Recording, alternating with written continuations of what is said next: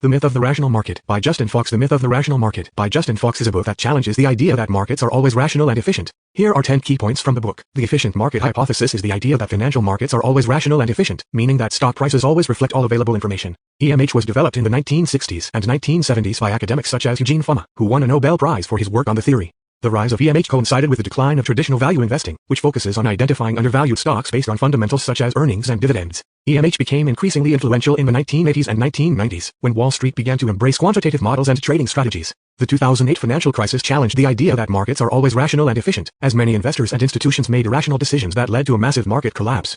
Fox argues that EMH is a myth because it assumes that all investors have the same information and interpret that information in the same way, which is not true in reality. Fox also challenges the idea that markets are always self-correcting, arguing that sometimes market participants can get caught up in speculative bubbles that lead to irrational behavior. The book discusses a number of historical examples of market bubbles and crashes, including the Dutch tulip mania, the South Sea bubble, and the dot-com bubble.